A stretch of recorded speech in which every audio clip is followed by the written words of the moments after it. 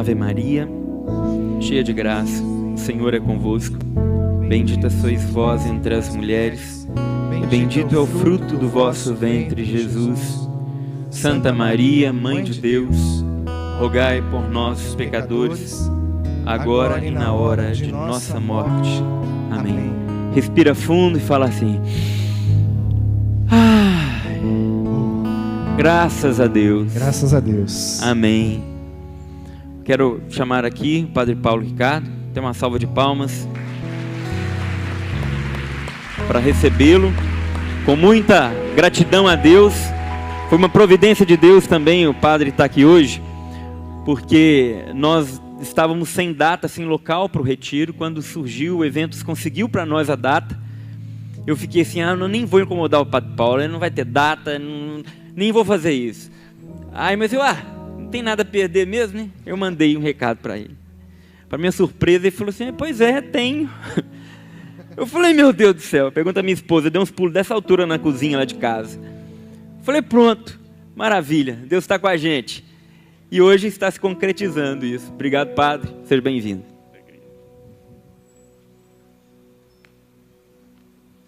Podemos sentar?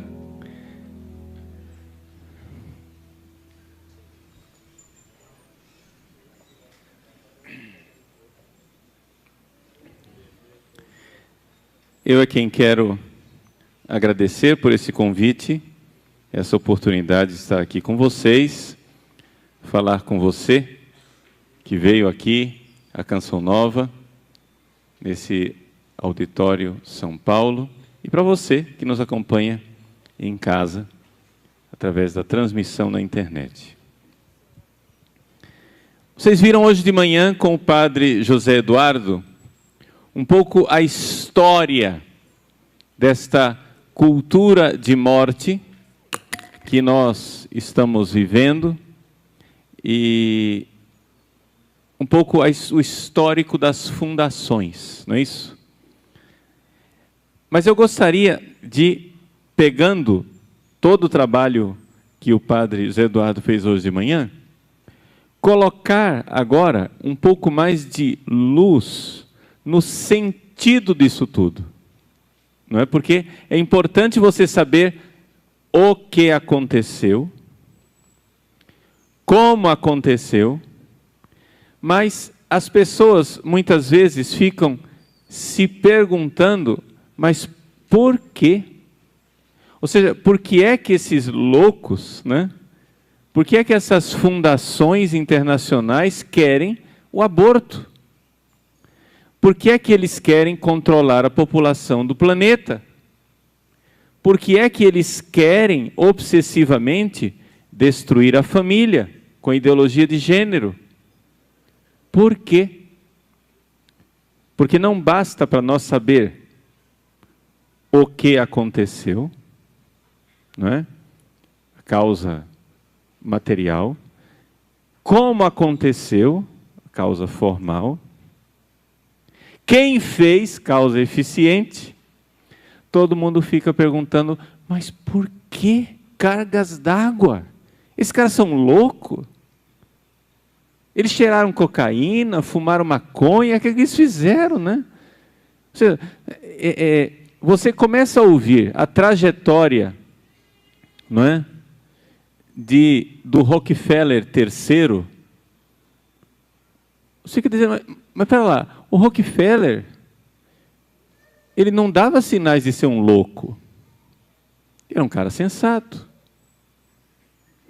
Era um cara inteligente. Ele não age, não era um desequilibrado. Por que é que ele fez tudo isso? Então vamos tentar responder um pouco, não é?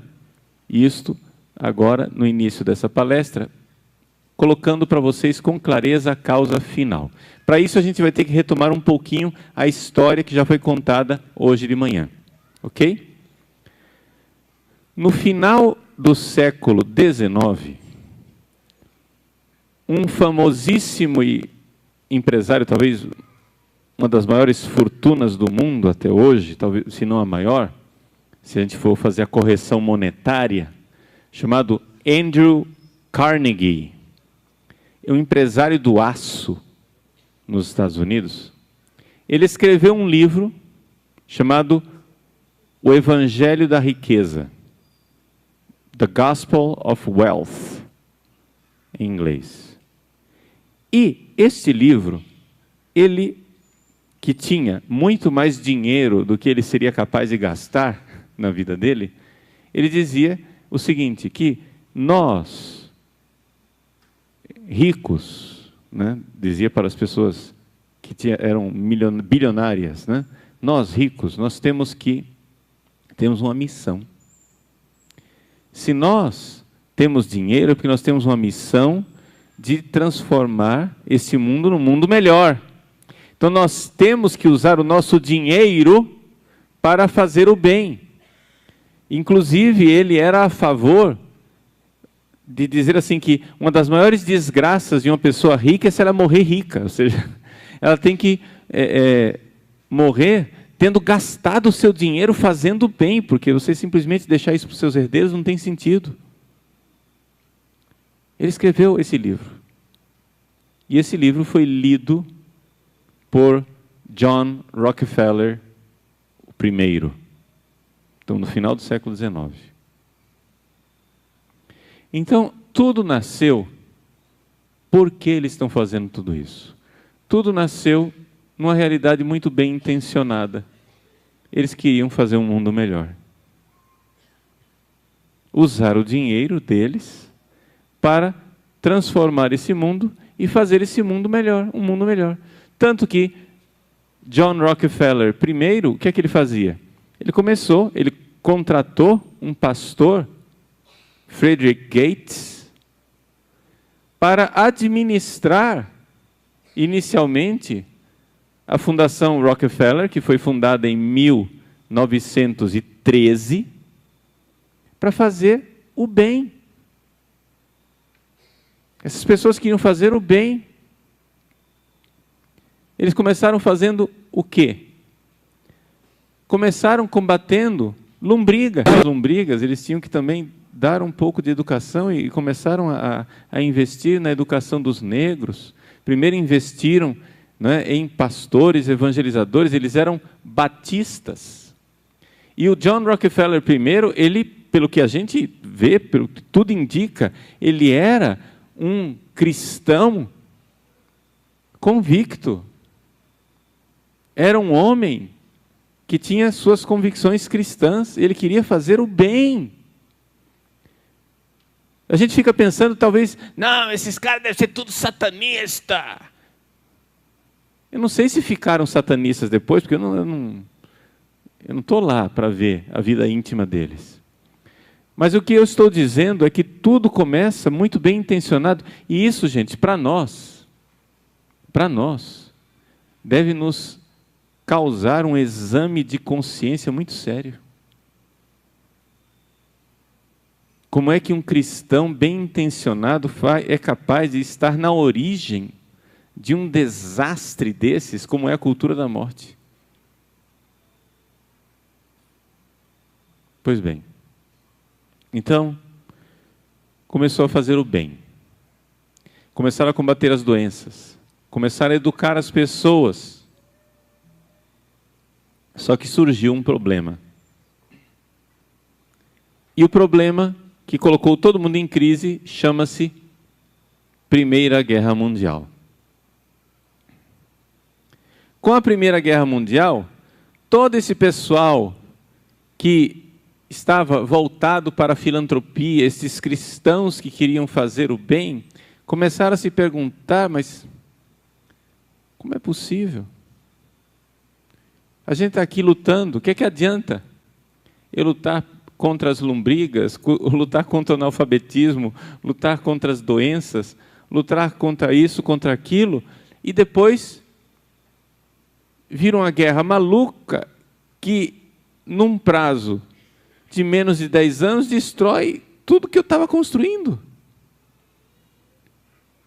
A Primeira Guerra Mundial, ela foi verdadeiramente uma carnificina.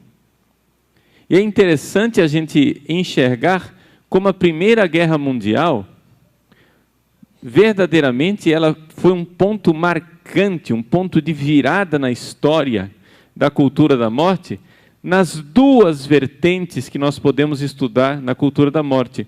Uma vertente é destes metacapitalistas das fundações, que o padre Zé Eduardo estava apresentando hoje de manhã e que nós estamos aqui olhando agora de perto, mas a Primeira Guerra Mundial também foi um ponto de virada e de crise para outra vertente da cultura da morte, que são os marxistas.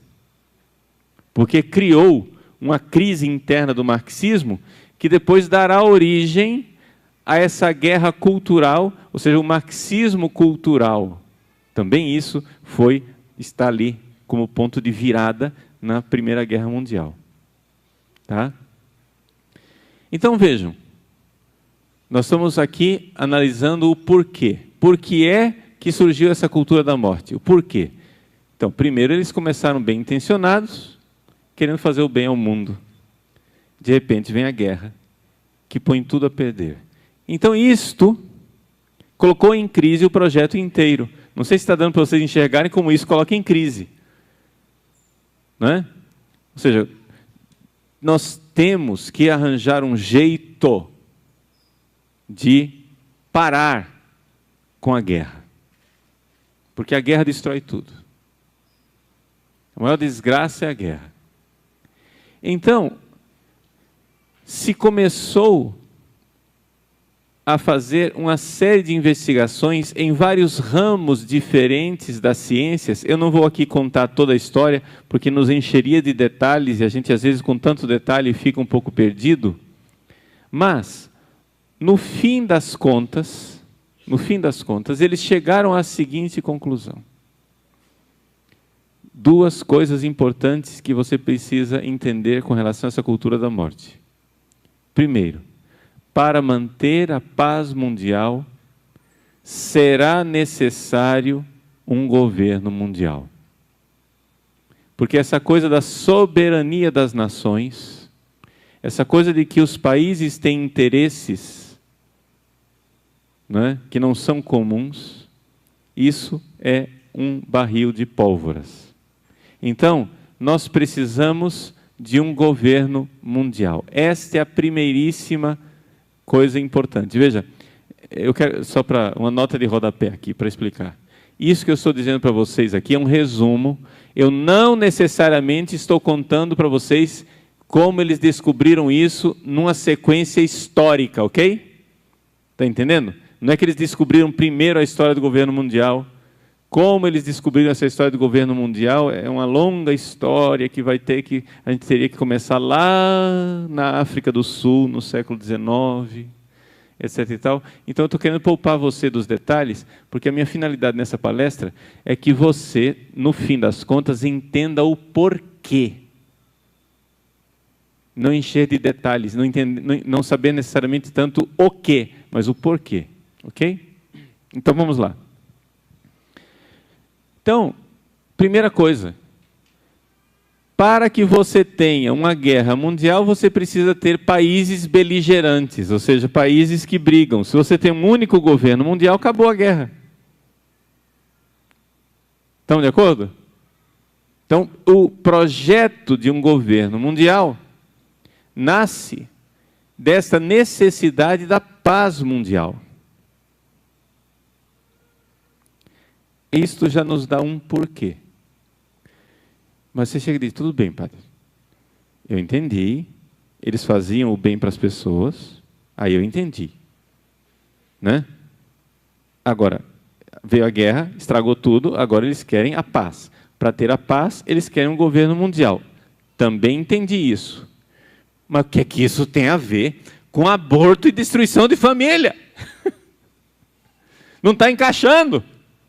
Calma, você não deixa eu molhar o bico? O que é isso? Eu estou explicando a lógica da coisa, ok? Calma. Então vamos lá.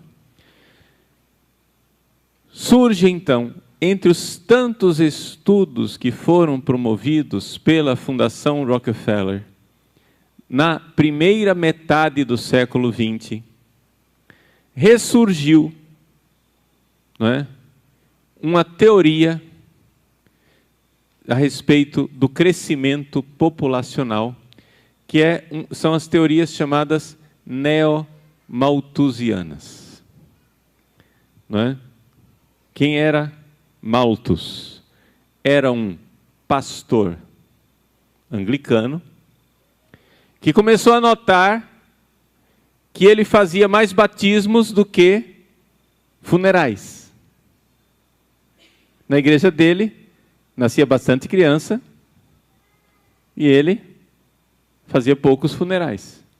Quer dizer que a população estava crescendo. Ele começou a estudar aquilo e ele começou a ver que a população crescia em proporção geométrica, não é? 2 pessoas. Passava para 4, para 8, para 16, para 32, e assim ia geometricamente se multiplicando, enquanto a comida era produzida em progressão aritmética. Ora, vai haver uma grande fome no mundo, e isso vai gerar guerra. Isso vai ser uma confusão. E aqui que está a história da guerra, ligada ao crescimento populacional. Um senhor, essa teoria do Malthus ficou esquecida durante um tempo, até que, pelos estudos da Fundação Rockefeller, um sujeito chamado Warren Thompson começou a investigar melhor e ver que a teoria do Malthus, ela precisava ser adaptada. Por quê? Porque com a Revolução Industrial, o que é que estava acontecendo? Estava acontecendo o seguinte: os países industrializados, as pessoas vinham para a cidade para trabalhar nas indústrias, havia um êxodo rural, as pessoas vinham para a cidade, e na cidade, filho começa a representar despesa.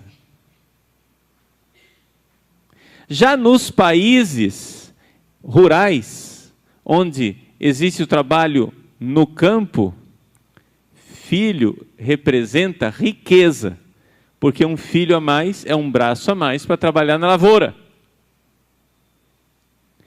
Então, surgiu a teoria da transição populacional, que é o seguinte: quando a estrutura da sociedade muda a necessidade das pessoas quererem ter mais filhos ou menos filhos.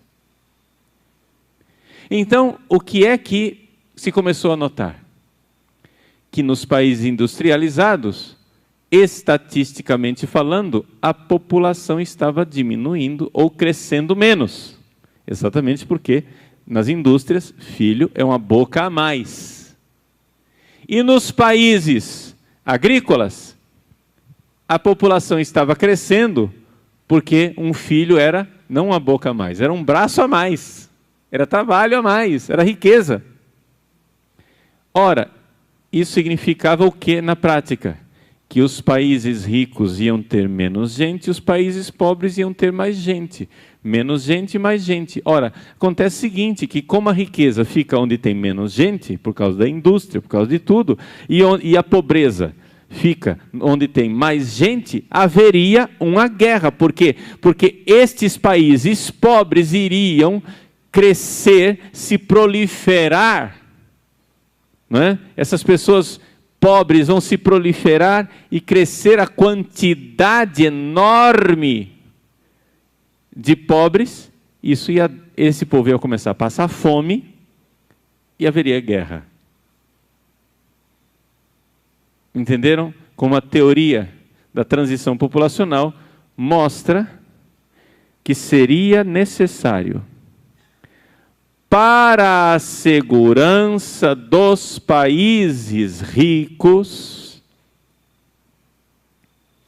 conter o crescimento da população dos países pobres. Porque quanto mais cresce o número dos pobres, os ricos estão sentados num barril de pólvoras. Vejam, eu não estou dizendo que eles pensam isso hoje, deste jeito que eu estou descrevendo, eu só estou dizendo que lá atrás, na teoria do Warren Thompson, foi assim que surgiu a coisa, e foi isto que deu o clique na cabeça do John Rockefeller, terceiro, no caso aqui, estou pulando uma geração para simplificar a conversa. O John Rockefeller II cria o Conselho Populacional e depois o John Rockefeller III. Os dois já entram nessa linha, mas é mais o terceiro quem vai levar para frente as aspirações de controle populacional do jeito que nós conhecemos hoje. Então vejam, é esse clique que deu na cabeça dos Rockefeller. Puxa vida! Nós queremos a paz do mundo. A paz no mundo nós iremos conseguir com um governo mundial. Mas enquanto isso, nós precisamos deter o crescimento populacional. Por quê?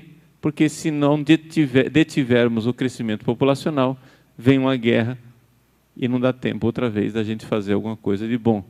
No meio do caminho, surge um fator ainda mais complicador, que é o fato de que existe a tal da guerra total com a guerra atômica, não é isso?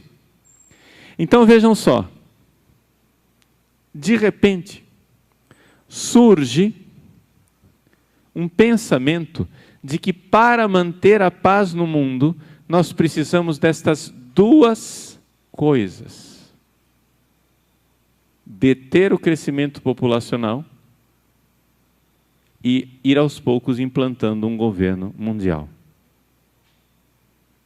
Vamos então fazer isso usando o dinheiro das fundações e cooptando, porque por mais que uma fundação tenha dinheiro, uma fundação não tem tanto dinheiro quanto um governo.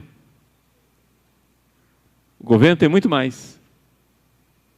Então, começaram a cooptar os governos, os agentes governamentais, e para isso, no meio do caminho, surge um instrumento maravilhoso para levar isso tudo para frente, que é a ONU. Ora, se nós estamos querendo um governo mundial, temos que fortalecer a ONU.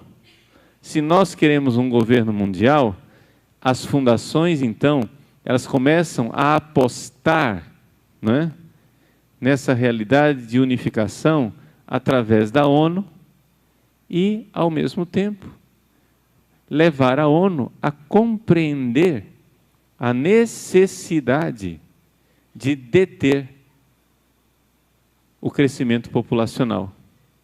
Então, de repente, a ONU é um dos instrumentos mais fantásticos para fazer as duas coisas.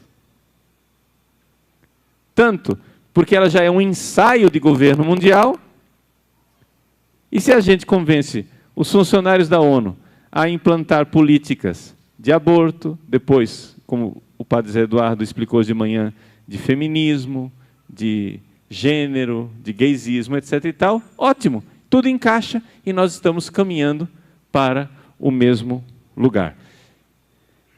Como eu estou aqui tentando explicar para você um porquê, eu pergunto para vocês, está dando para entender o porquê? As coisas estão começando a fazer sentido? Isso que eu estou fazendo aqui com vocês hoje, está esclarecendo, está juntando o quebra-cabeça? Porque a minha finalidade, um pouco hoje, é fechar o quebra-cabeça para vocês entenderem a lógica das coisas. Porque entendendo a lógica, você depois pode, nesta grande lógica, você pode depois ir pendurando os detalhes dos estudos que você vai fazendo. Porque a gente às vezes estuda as coisas, mas não sabe encaixar, não sabe fechar a lógica das coisas, e por isso fica tudo absurdo e sem sentido. Porque que cargas d'água, os caras querem matar criancinha, uai. Não tem sentido nenhum. Parece uma crueldade, uma coisa de gente louca, de gente satanista. Entendeu? Tem satanista no meio também, mas não é esse o problema. Ou seja, a coisa ela é apresentada inicialmente. Vejam como existe ali uma boa vontade inicial, mas esta boa vontade inicial, ela tem algo de profundamente perverso, e aqui eu quero tirar o véu dessa perversidade para você entender. Chama-se soberba. O homem que quer se colocar no lugar de Deus. Pode ser que John Rockefeller III nunca tenha pensado: eu sou Deus, eu estou no lugar de Deus. Dificilmente uma pessoa pensa uma coisa dessas sem ir parar no manicômio, né? Ninguém diz assim: eu sou Deus. Não. Mas o que acontece é o seguinte: existe em nós, por causa do pecado original, uma arrogância de nós julgarmos as coisas a tal ponto que nós, sem notar, tomamos o lugar de Deus. Eu vou aqui, só para vocês entenderem, que eu, quando era criança, eu era, na minha fantasia infantil, um pequeno Rockefeller. Eu ficava pensando, na minha época não tinha esse negócio de Mega Sena, né? Eu vou fazer 49 anos daqui a uma, 2 semanas. Mas, na minha infância, tinha a loteria esportiva, que era o grande prêmio. Para você fazer parte do rol dos ricos, você ganhava na loteria esportiva. Então, quando eu era criança, eu ficava pensando assim: se eu ganhasse na loteria esportiva,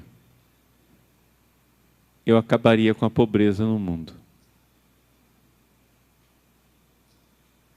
É um sonho infantil,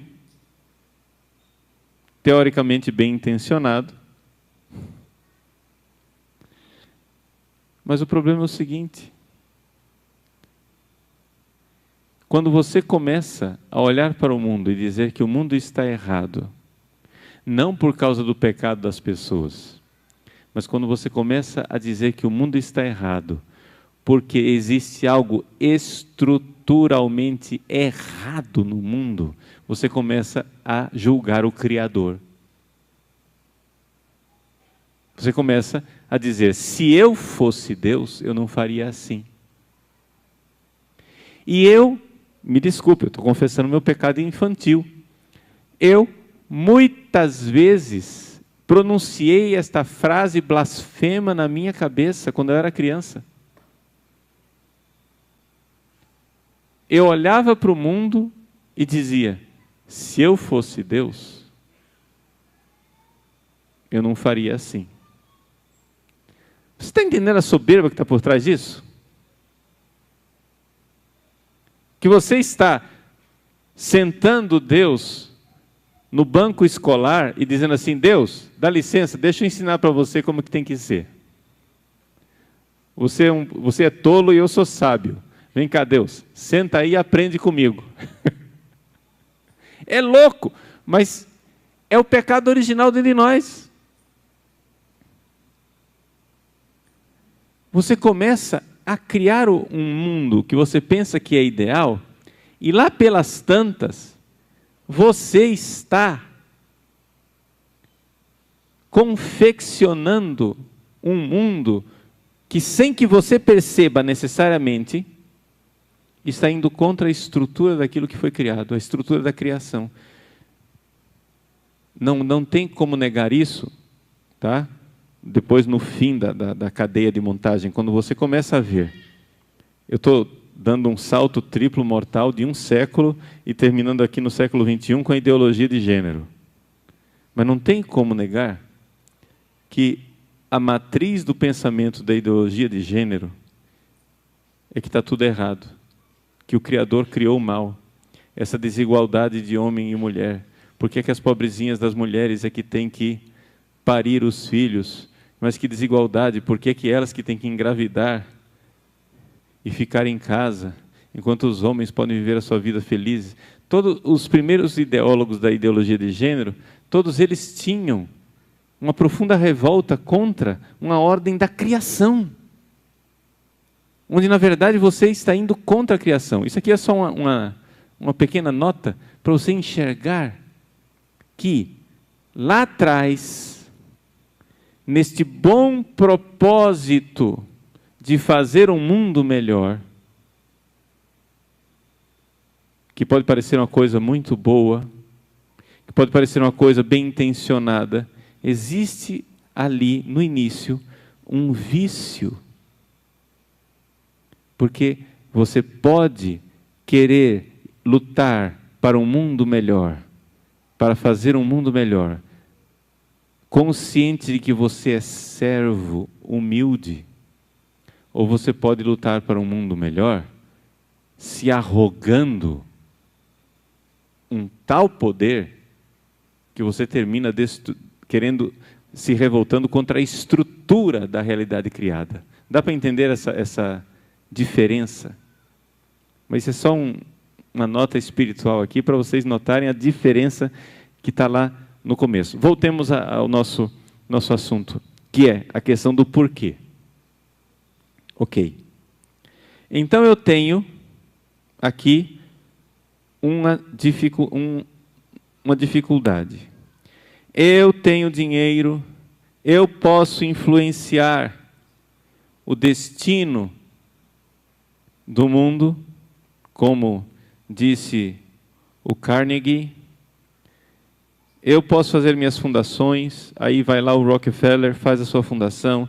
Depois que o Rockefeller faz a fundação dele, e ele começa a descobrir, entra em crise, vê que ele não dá conta de mudar a própria fundação dele para convencê-los a fazer um controle populacional, ele funda agora o Conselho Populacional, em 1952, e 1952 é a data, digamos assim, de nascimento, poderíamos dizer, é o aniversário da cultura da morte como nós a conhecemos hoje.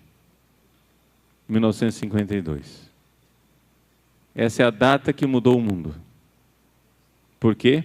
Porque ali houve a fundação do Conselho Populacional e ali houve, naquele mesmo ano também, não é, a cooptação da Fundação Ford, que era uma fundação muito mais rica do que a própria Fundação Rockefeller, para entrar também nessa loucura de controle populacional. Logo em seguida, então, essas fundações começam a cooptar outras fundações que vão aparecendo no caminho. Por exemplo, a Fundação MacArthur, que vai ser a fundação responsável pelo Brasil, dentro desse esquema geral, onde eles dividiram um pouco as suas funções e as suas competências. E eles foram, então, trabalhando nessa questão populacional. Mas não percam de vista, porque eu vou voltar nesse dado, não percam de vista a história do governo mundial. É importante diminuir a população, porque, né, nós temos essa necessidade, mas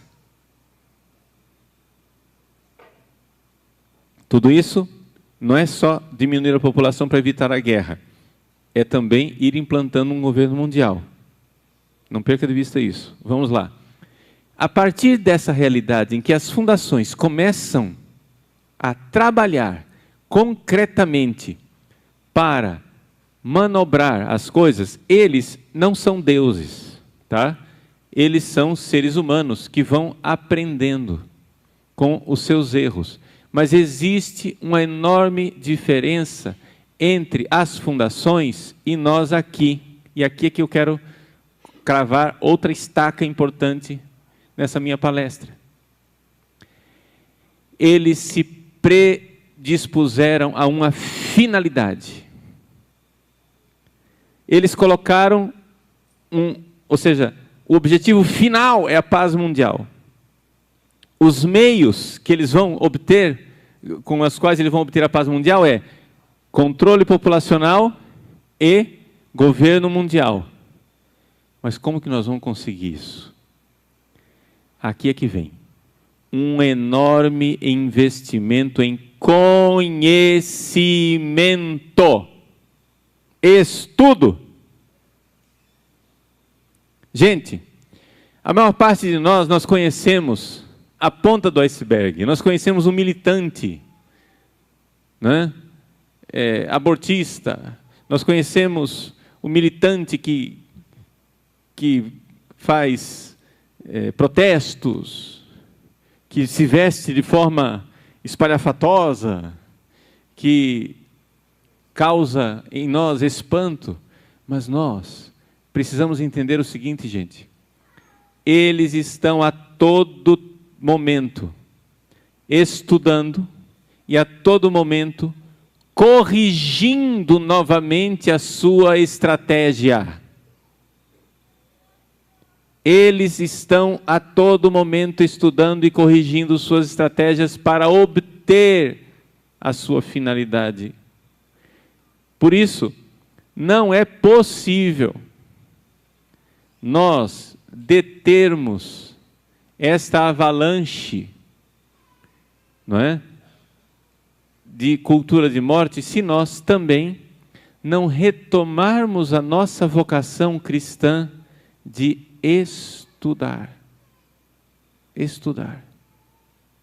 Eles sabem onde eles querem chegar, mas se tem um obstáculo, gente, eu quero chegar lá, tem um obstáculo aqui no meio, o que eu faço? Como é que eu vou fazer para desviar dele? Bom, eu posso ir por aqui, ou eu posso ir por aqui, ou eu posso ir por cima. Qual é a melhor forma? Então eles se sentam, eles têm grupos, pessoas que estudam, que vão trocando ideias entre si, que vão ensaios, estudos, etc., onde eles então redesenham a estratégia.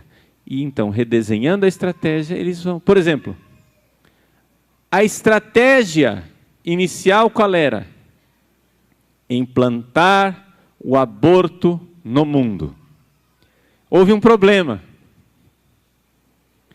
Na América Latina, de repente, na década de 60 e 70, foram implantados regimes, não é, de semiditadura ou ditadura civil-militar, onde, nos regimes militares da América Latina, exatamente para evitar que viesse dinheiro da Rússia para implantar o comunismo na América Latina, os militares impediam que viesse dinheiro de fora, do estrangeiro.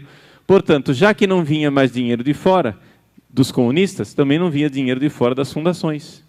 E é por isso que no mundo inteiro, enquanto o mundo inteiro legalizou o aborto, onde podia entrar dinheiro de fundação, o aborto foi legalizado, a América Latina ficou limpa.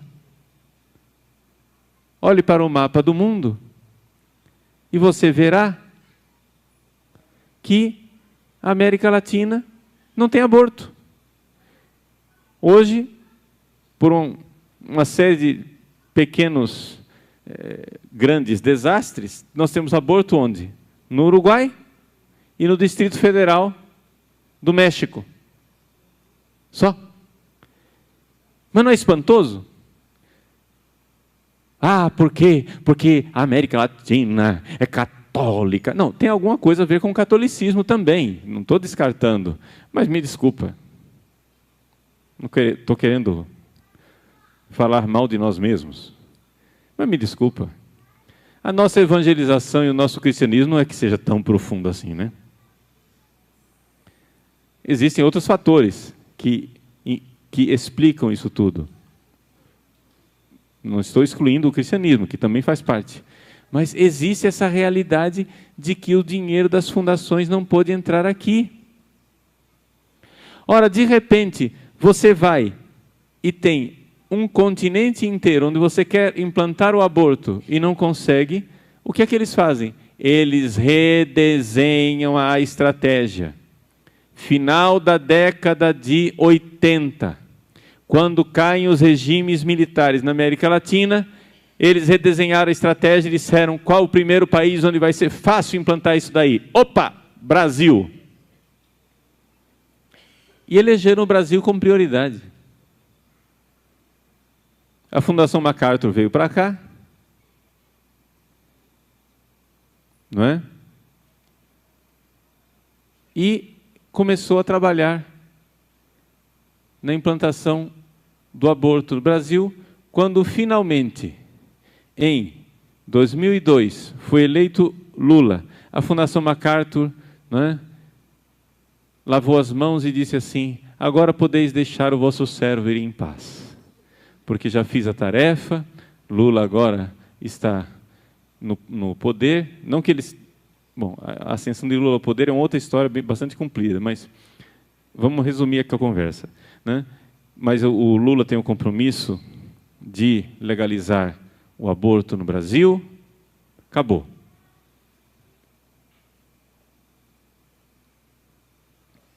Mas eles não levaram em conta o fato de que as pesquisas que eles tinham feito na década de 80 tinham mudado. Porque na década de 70 e 80 havia um índice de aprovação do aborto no Brasil, não é? Que não era a maioria, mas era respeitável, considerável.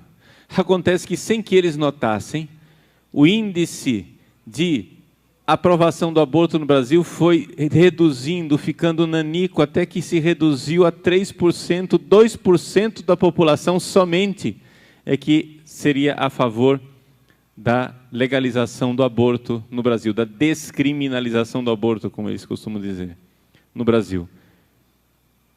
Quando, então, tentaram legalizar o aborto por via legislativa, qual não foi a surpresa? A reação da população, dos pró-vidas, que graças a Deus estavam, não é, bem acordados, que impediram a consecução do plano deles. O que é que eles fazem? Redesenham a estratégia.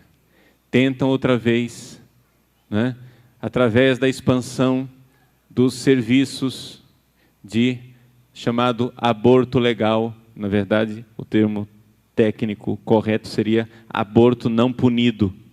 Existe no Brasil, não existe aborto legal. Aborto é sempre crime, mas existe um tipo de aborto criminoso que não é punido. E o mais importante para eles é o caso do estupro, gravidez por estupro. Então, ao expandir a possibilidade do uso dessa brecha na nossa legislação, começaram a trabalhar nisso, etc. e tal. E aí vem toda uma outra história que culminou na lei do cavalo de Troia, que a maior parte dos providas conhece, etc. etc. Mas vejam,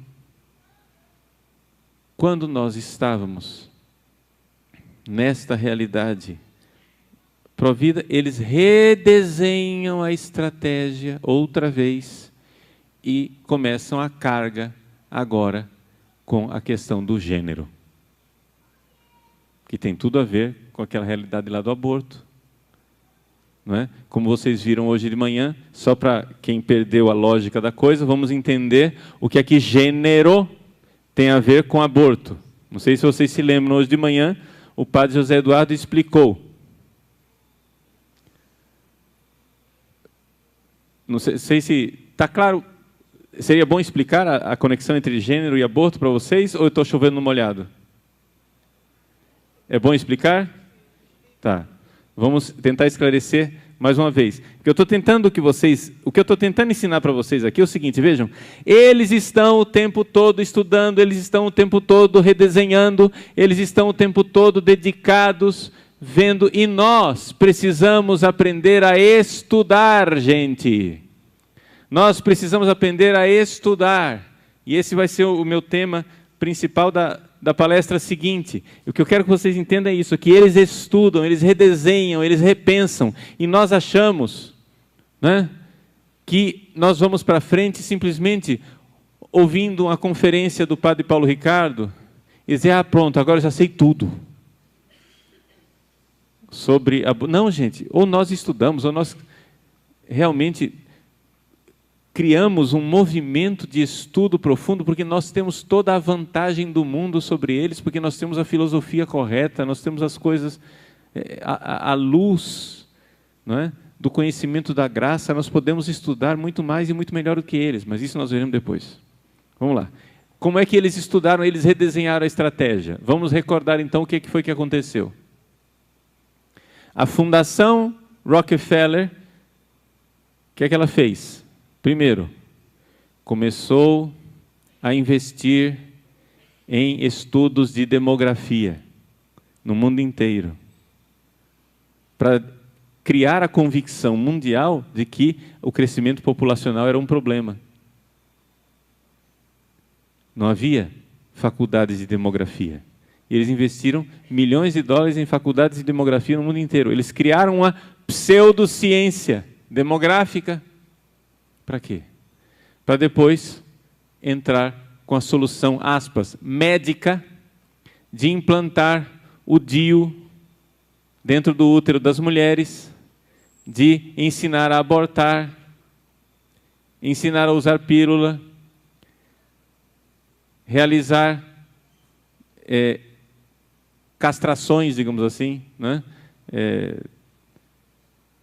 Bom, fizeram tudo isso a solução médica. Então, primeiro houve um investimento em demografia, depois um desenvolvimento em medicina, até que houve uma crise no final da década de 60. Um aluno do Warren Thompson, aquele carinha que desenvolveu a teoria da transição populacional, chamado Kingsley Davis, que o padre Zé Eduardo falou hoje de manhã, ele pôs todo mundo em crise, dizendo assim, não adianta você colocar DIU na barriga das mulheres. No dia que ela quiser ter um filho, ela tira o DIU e vai ter filho. Se você quer realmente limitar o crescimento populacional, você tem que mudar a estrutura da sociedade de tal forma que as mulheres não queiram ter filhos. Você tem que mudar a sociedade. Por quê? Porque as instituições é que levam as pessoas a se comportar dessa maneira. Existe uma instituição chamada família. Ele não diz desse jeito, eu estou adaptando aqui para ficar mais claro para você entender, tá? Mas existe uma instituição perversa chamada família, que faz com que as mulheres queiram ter filhos, ficar em casa e cuidar dos seus filhos. Nós precisamos mudar o relacionamento entre homem e mulher, para que as pessoas parem de querer constituir família, e por isso parem de querer ter filhos, e por isso, agora, nós tenhamos uma nova configuração social e o crescimento populacional vai estancar. Por quê? Nós não colocamos um DIU na barriga das mulheres. Nós colocamos um DIU no cérebro, na cabeça, na mentalidade das mulheres. Isto que o Kingsley Davis chamou a atenção das pessoas no final da década de 60, só se tornou operacional em 1974 por causa de uma conversa de uma senhora chamada Adrienne Germain com o Rockefeller III, que, numa conversa de 1 hora, convenceu o Rockefeller e, finalmente, a estratégia mundial inteira mudou de rumo. E agora, a preocupação deles não é tanto uma preocupação médica, mas é uma preocupação de engenharia social. Daí nós passamos, né? Depois de várias etapas, chegamos à conferência de Pequim, onde foi introduzida a palavra gênero, e o gênero tornou-se uma questão no mundo inteiro. O que é o gênero? O gênero é a questão de você agora fazer com que as pessoas tenham uma visão fluida de família, porque, na verdade, você precisa primeiro desconstruir a instituição família. Porque desconstruindo a instituição família, você vai fazer com que as pessoas comecem a não querer ter família. E não querendo ter família, as pessoas não vão querer ter filho. E não querendo ter filho, elas não vão mais fazer crescer a população mundial. É isto que gênero tem a ver com aborto. Ou seja, são duas realidades, duas técnicas para deter o crescimento populacional. Deu para entender a lógica da coisa? Está claro para vocês isso? Tá? Então, assim, o gênero é a questão de desconstruir, é uma nova estratégia para desconstruir. Então, vejam, eles estavam tentando legalizar o aborto no Brasil, legalizar o aborto no Brasil, legalizar o aborto no Brasil. De repente, alguém ou alguéms, né, um grupo de debates, de estudos entre eles, se comunicam entre si, fazem os estudos entre eles, viram, essa não é a melhor forma, vamos agora investir no gênero. Também porque isso faz com que a América Latina, porque o aborto, eles não são tolos, eles estão vendo que o índice de aprovação do aborto na América Latina está diminuindo cada vez mais e que a coisa, ou seja, vai ser muito difícil eles aprovarem o aborto na América Latina. Embora eles vão continuar tentando, eles não deixaram, tá? Não pense que, ufa, ainda bem, eles não vão mais querer aprovar o aborto. Eles vão querer continuar. Eles são persistentes, eles são determinados, nós é que achamos que a gente pode, né, fazer um telefonemazinho lá na Câmara dos Deputados, ou então fazer uma pequena ação e vai terminar tudo. Não, eles são persistentes. Eles vão continuar querendo aprovar o aborto, mas eles viram que está mais fácil passar na América Latina a questão do casamento gay, dos direitos, não é? Dos homossexuais, a questão de gênero e companhia limitada. E assim eles vão desconstruindo a família. Eu acho que todo mundo está vendo como na televisão e na programação e nos artigos de jornal e de revista, etc. e tal, eles estão contínua e constantemente martelando esse negócio de gênero. Está claro isso? Propagandas, novelas, programas de debate, constantemente. Mas mas será que todo mundo, de repente, como é que há 5 anos atrás a questão de gênero não era tão candente e agora, de repente, todos os meios de comunicação começam a falar disso? É uma evolução espontânea da sociedade? Não, meus senhores. Não. Não. Isto aconteceu porque as próprias fundações internacionais assim determinaram. A Fundação Ford, lembrem-se, a Fundação Ford, que era a grande parceira da Fundação Rockefeller, não é? Foi durante muito tempo uma das mais ricas do mundo, agora parece que a Fundação Bill e Melinda Gates é mais rica, mas, em todos os casos, uma das mais influentes e mais ricas do mundo, sem dúvida alguma. A Fundação Ford agora mandou, vejam, pasmem, fiquem de boca aberta, mandou fechar todos os escritórios, inclusive o escritório populacional. O quê? A Fundação Ford não está mais preocupada com o controle populacional? Mandou fechar os escritórios populacionais para se dedicar a uma única questão: gênero. De repente nós vemos aí que está acontecendo agora com o gênero a mesma coisa que aconteceu lá na década de 50 com relação à demografia. A Fundação Rockefeller começou a investir em bolsas de estudo, de doutorado, de faculdades de demografia. Agora, a coisa é o quê? Estudo de gênero. Se você quiser fazer uma tese de qualquer assunto que termine defendendo a teoria de gênero, você já tem bolsa de estudo garantida. Não vai faltar dinheiro internacional para ajudar a sua bolsa de estudos. Porque a Fundação Ford está bancando milhares de teses no mundo inteiro e criando uma pseudociência. Uma pseudociência. Quando aqui no Brasil, nós, o Movimento Pro Vida do Brasil, quis deter a inserção da ideologia de gênero dentro dos planos nacionais, estaduais e municipais de ensino, houve pedido de alguns deputados que explicasse, que o MEC prestasse explicações, não é, para dizer, escuta aqui, como é? Nós aqui no Congresso Nacional, tanto a Câmara dos Deputados como o Senado, nós tiramos a ideologia de gênero de dentro do Plano Nacional de Ensino e o MEC continua dando orientação para os professores que devem ensinar esse negócio. Explique-se. Qual foi a resposta do Ministério da Educação? Eles não disseram, não, nós não estamos fazendo isso.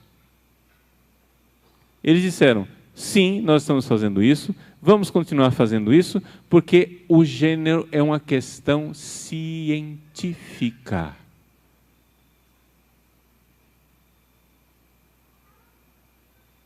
Existe consenso científico internacional com relação à questão de gênero. Mas de onde vem esse consenso? Das fundações que criam uma pseudociência. Estão entendendo como eles são? Eles investem em conhecimento em dois níveis. Um, em grupos de estudo de verdadeiro conhecimento estratégico. E segundo, também em pseudociência para criar uma cortina de fumaça para que as pessoas enxerguem, né, aquilo lá, tudo como um consenso. Bom. Então eu gostaria que vocês enxergassem isso, gente. Que realmente esse pessoal, eles estudam. Eles estudam. E eles estão constantemente estudando e constantemente reformulando as estratégias. Então, para amarrar e concluir essa minha primeira colocação, o que é que eu quis, né, transmitir para vocês hoje? O seguinte. Primeiro, qual é a finalidade que eles querem alcançar com tudo isso? Essa finalidade foi gerada por uma crise que foi a Primeira Guerra Mundial. Eles querem fazer o bem ao mundo. Inicialmente era essa a proposta. Depois, para fazer o bem ao mundo, eles começaram a ver a necessidade que para implantar a paz mundial eles precisavam de um governo mundial e eles precisavam também de controle populacional, porque isso seria causa de guerra. Então eles vão e criam toda essa realidade, onde eles têm um investimento brutal em estudos. As mudanças de estratégia, as pessoas que foram apresentadas aqui para vocês, o Kingsley Davis, Warren Thompson, mas também tantos outros estudiosos e teóricos, que a gente poderia aqui passar não somente esses 2 dias, mas várias semanas estudando o pensamento de cada um desses teóricos. Tudo isso, gente, significa um investimento maciço em conhecimento. Então não é dando uma estudadinha rapidinho que você vai conseguir, nós vamos conseguir nos opor a isso tudo. Nós precisamos estudar, e estudar, e estudar, e estudar muito. Isso é muito importante. Isso é muito importante. Como último ponto, só para cumprir a promessa, que eu falei que iria falar de governo mundial, né? vamos entender o seguinte. E aqui vem um problema para eles, um problema chamado Igreja Católica. Como é que você faz para implantar um governo mundial? Para implantar um governo mundial, você precisa que as pessoas obedeçam. Sim ou não? Acontece o seguinte.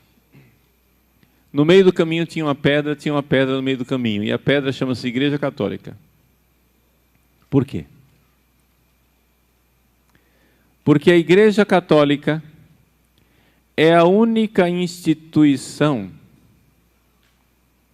de âmbito mundial, internacional, universal, que ensina às pessoas que existe um certo e um errado que não está inscrito na sua cabeça, está escrito na realidade das coisas. É aquilo que nós chamamos de lei natural.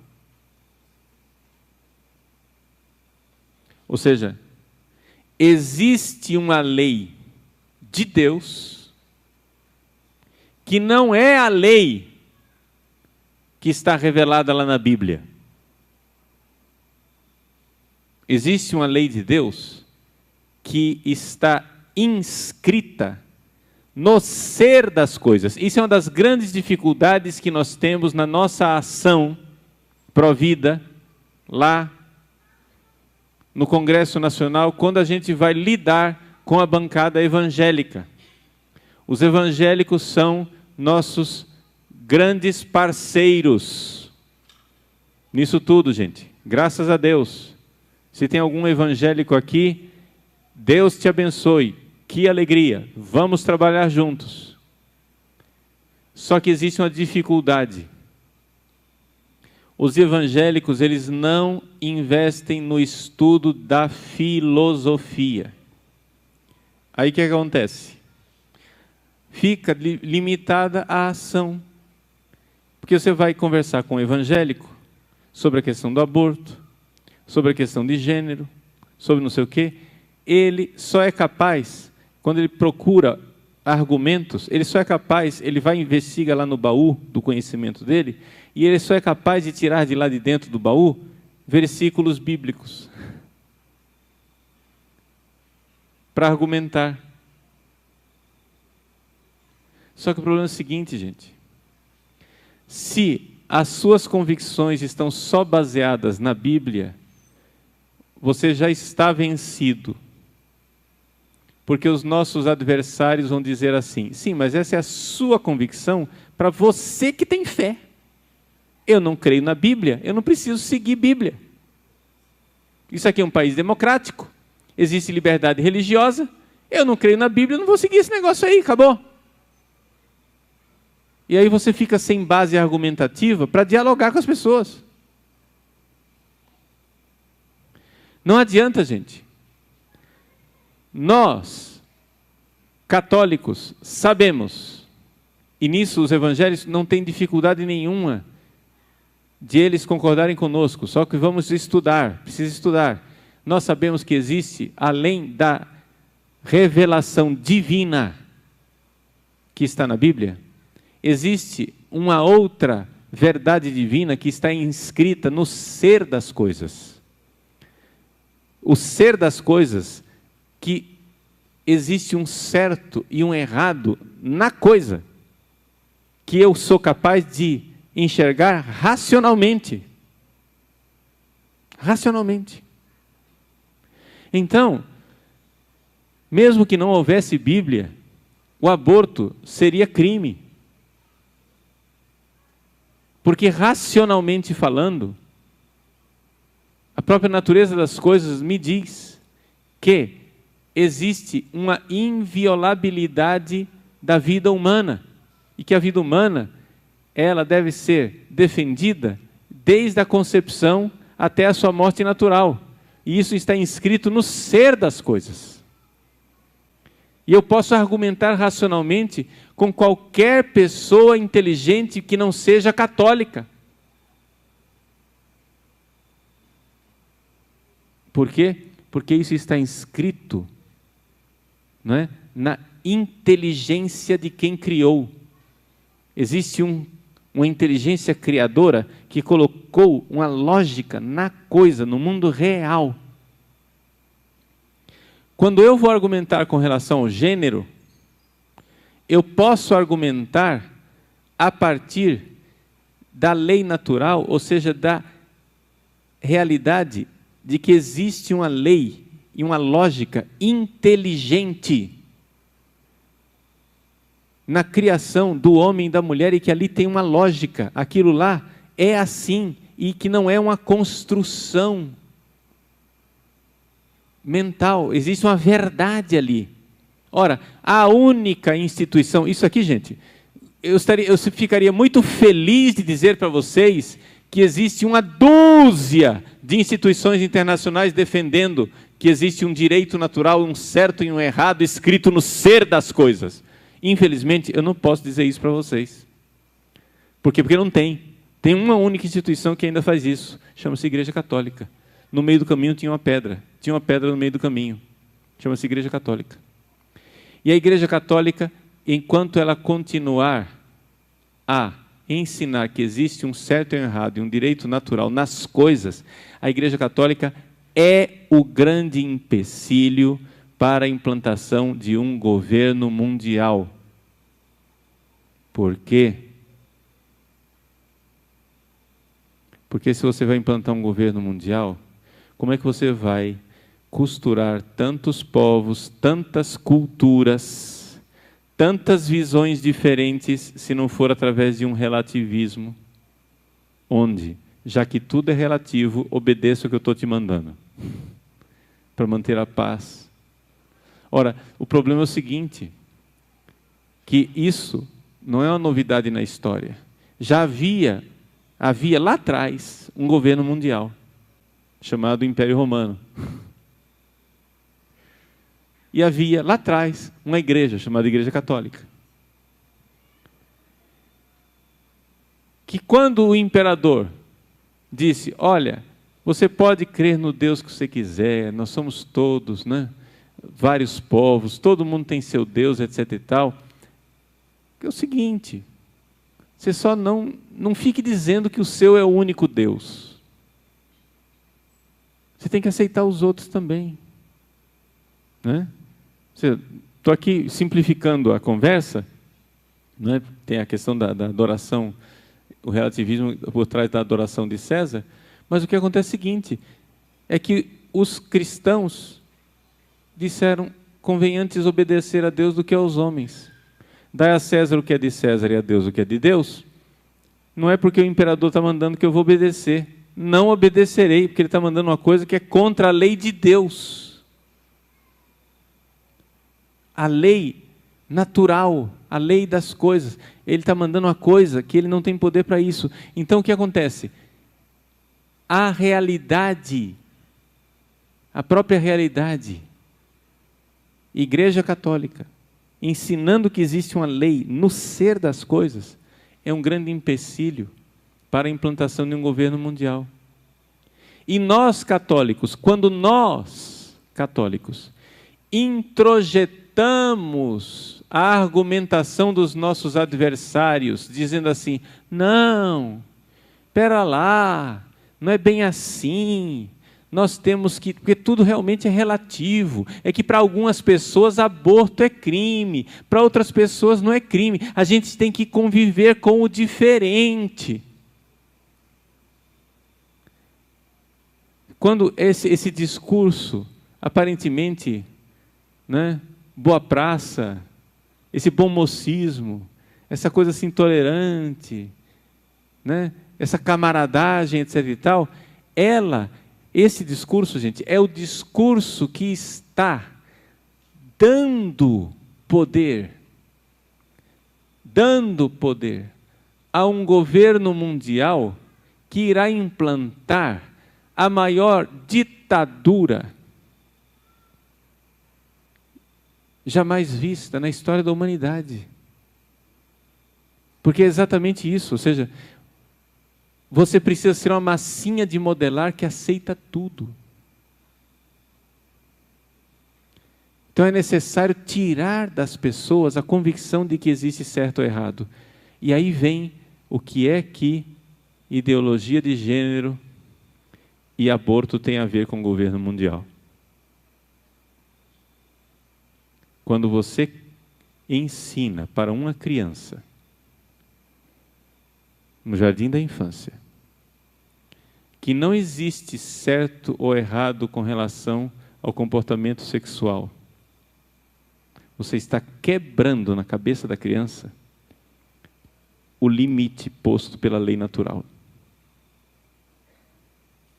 Uma criança que cresce convencida de que tanto faz, quando com 4, 5 anos de idade ela aprende que tanto faz eu gostar de menino ou gostar de menina, e que a família pode ser composta do jeito que for, 3 pais, 2 mães, pai nenhum, mãe nenhuma, do jeito que for, você está pegando um dado da lei natural de que o homem foi feito para a mulher foi feita para o homem, e que se você juntar homem e mulher vai sair criancinha, e isso chama-se estrutura básica da família. Isso é uma coisa que não tem ideologia no planeta que vai mudar, entendeu? Homem e mulher junta sexualmente e sai criancinha. Não sei se já ouviram falar disso. Já ouviram falar disso? Já ouviram falar? Muito bem. Isto, gente, está na estrutura do real. Mas quando você já não consegue mais enxergar isto, o limite do real acabou na sua cabeça. Quando eu falo de lei natural, eu estou dizendo que existe um limite no real. Não existe mais limite no real. O limite agora, já que não existe limite, alguém vai ter que pôr ordem na casa, vai ser o governo, e você obedece o que o governo mandar. Pode o que ele disser que pode, e não pode o que ele disser que não pode. E nós é que temos agora a árvore do bem e do mal para dizer aquilo que pode e aquilo que não pode. Não é mais um Deus que estruturou o real. Nós temos agora que dar a César o que é de Deus. Nós temos que dar ao governo mundial a possibilidade de dizer o que pode e o que não pode. E eles já estão fazendo isso, porque nós já estamos no ensaio geral. Eles já estão, sem lei nenhuma, eles já estão dizendo o que pode e o que não pode. O que é e o que não é. Estão entendendo? E essa é a grande dificuldade. Então, é aqui que nós vemos uma realidade bastante delicada, porém importante, que é que toda essa realidade do aborto e da ideologia de gênero tem uma finalidade hipoteticamente boa, chamada paz mundial, através da implantação de um governo mundial. A primeira preocupação é a questão populacional. Mas existe também a preocupação de você implantar um governo que as pessoas obedeçam. E, portanto, é necessário quebrar a limitação. Você está dizendo que é crime no ser das coisas o aborto? Não, não é. Isso aí é uma opinião sua, relativa. É a sua Bíblia que diz isso, mas não impõe a sua Bíblia nos outros. Você está dizendo que não pode unir homem com homem, mulher com mulher, mudar de sexo, escolher o gênero, qual é o papel social que eu vou fazer, mas isso daí é um limite da sua Bíblia, não impõe a sua Bíblia nos outros. Você fique dentro do seu templozinho, fique lá dentro da sua igrejinha, pregando as suas coisas, mas não imponha isso para a sociedade. E ali, então, se vê a necessidade de implantar aquilo que o Papa Bento XVI chama de ditadura do relativismo. Essa é a ditadura do relativismo. Isso tem uma finalidade bem específica dentro de um quadro de implantação do governo mundial. Tá bom? Voltamos né, daqui a pouco, para continuar, então, esse nosso estudo. E a segunda parte será esse convite, onde eu vou tentar mostrar para vocês a necessidade de nós realmente estudarmos e de nós entrarmos dentro dessa luta pró-vida e pró-família com conhecimento e conhecimento profundo.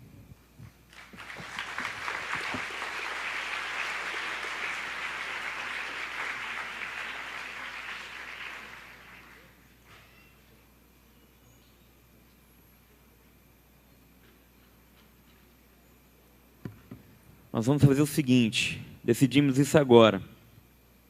Nós vamos descer o tripé, colocar o microfone aqui embaixo. Nós vamos ter mais 10 minutos para quem quiser fazer alguma pergunta para o padre a respeito do assunto. O que vocês acham?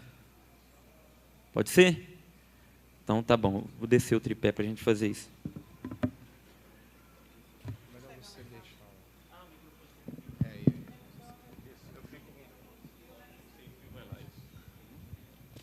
Pronto. Eu fico com um fio aqui e vocês sem fio lá embaixo. Vamos lá então, quem teria uma primeira pergunta? Pode vir sem aqui. Sem se acanhar, você não está sendo filmado. O Adrian, vem cá você. Só vai aparecer sua voz.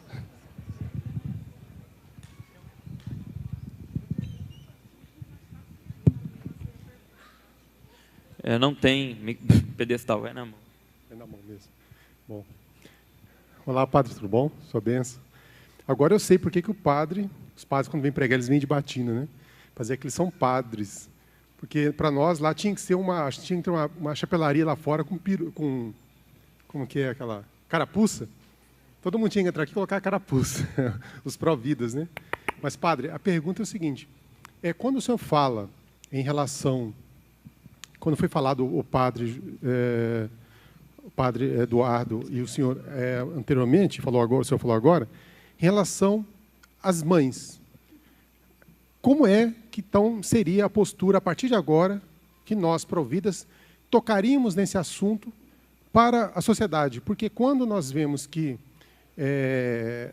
a mulher, como Eva, comeu a fruto da árvore do conhecimento, e aí ela começa a tomar atitudes diferentes para que todo esse projeto consiga ter êxito, tomar atitudes que elas começam a buscar o conhecimento, quando elas começam a mudar as suas vidas, começam a não querer ter filhos, começam a querer crescer. Sim. Como então, veja só, nós podemos mostrar como isso? é a atitude de uma pessoa pró-vida com relação às mulheres ou das próprias mulheres? Bom, a primeira coisa, gente, vamos entender o seguinte. Aqui, nós não estamos com fórmulas prontas. Por quê? Porque assim como, não é, o pessoal da cultura da morte tem que a todo momento estudar e rever as suas estratégias, nós temos que também a todo tempo nos adaptar às novas situações sociais com as quais nós estamos nos deparando.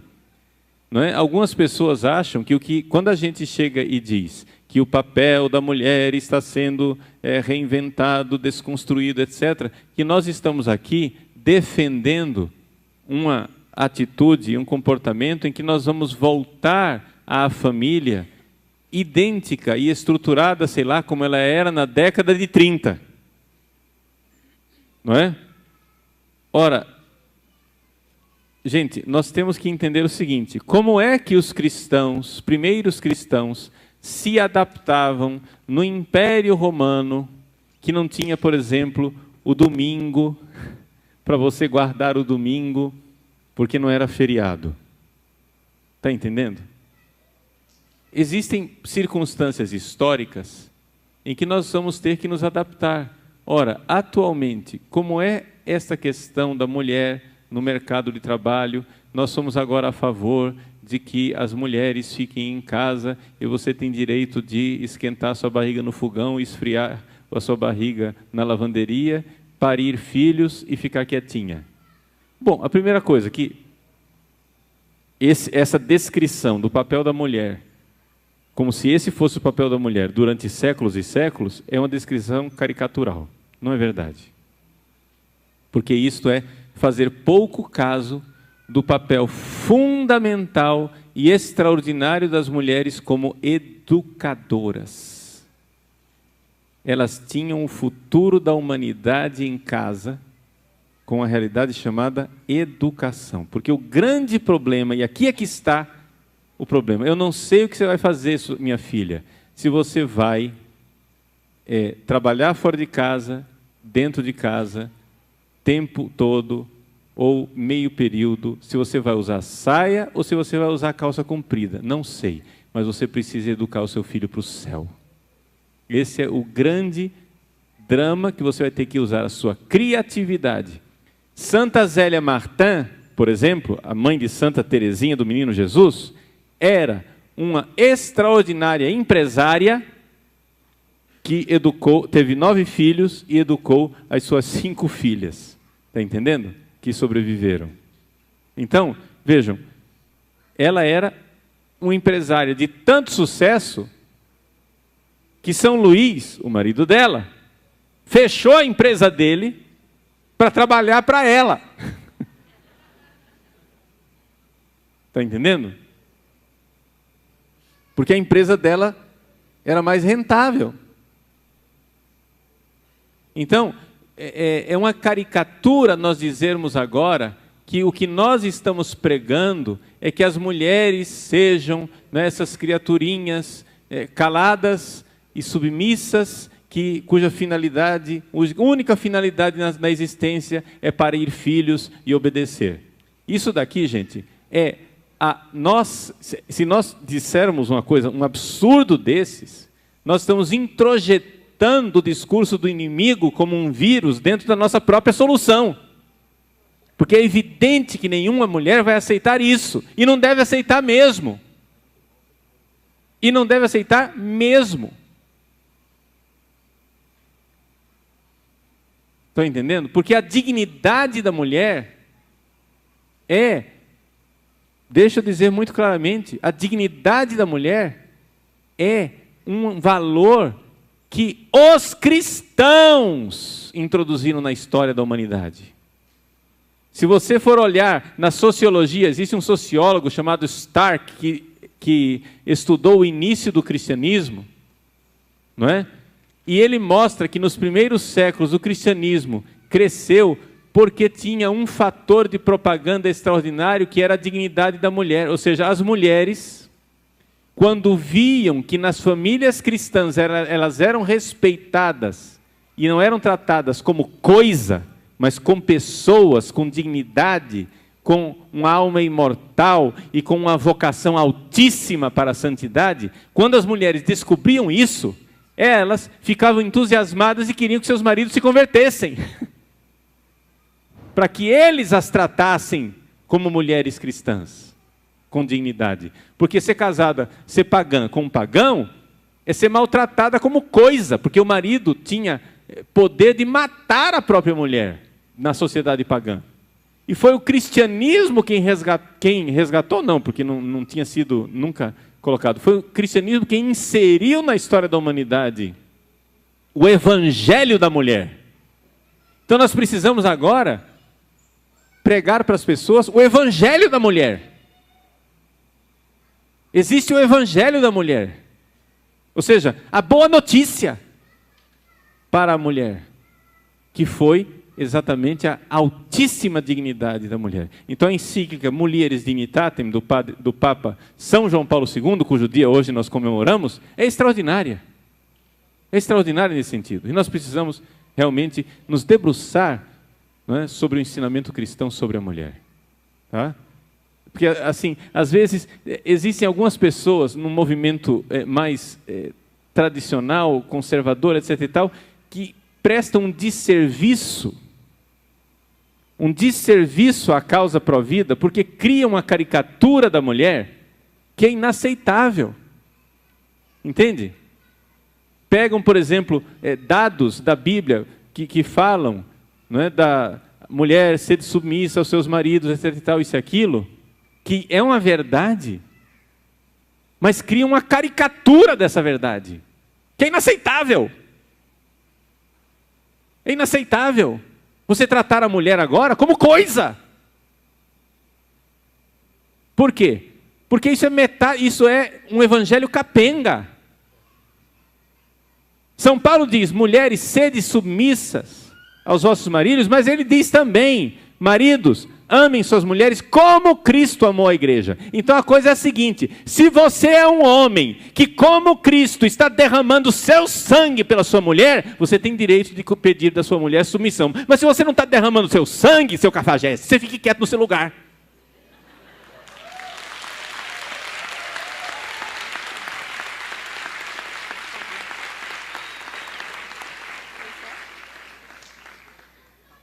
Então, vocês entendem que existe muita caricatura nessa história. E eu digo para os meus irmãozinhos, não é, que fazem apostolado na internet, vocês sabem que eu faço apostolado na internet também, que pelo amor de Deus, Nossa Senhora do Bom Parto, vocês parem de prestar serviço à cultura da morte, criando uma caricatura de intolerância. Entendeu? Porque tem certas pessoas que apresentam um tal projeto familiar que, sinceramente, se eu fosse pagão, Deus me livre de ser cristão desse jeito. Eu não ia querer entrar nessa loucura de jeito nenhum. Tá? Estão dizendo que é para encerrar, mas tudo bem. A gente vai fazer o seguinte, mas valeu, né? Valeu esse momento que foi a abertura. Beleza. Depois a gente pode voltar, né? Isso, a gente volta. Nessa mesma fila aqui. Isso. Aí você grave o pessoal que estava aqui, tá bom, tá com gravado. As perguntas e vocês voltam, tá bom? Tá ok? Obrigado, padre. Maravilha. Teremos então o intervalo. Quando você ouvir a música, você volta para cá. Tá bom? Obrigado.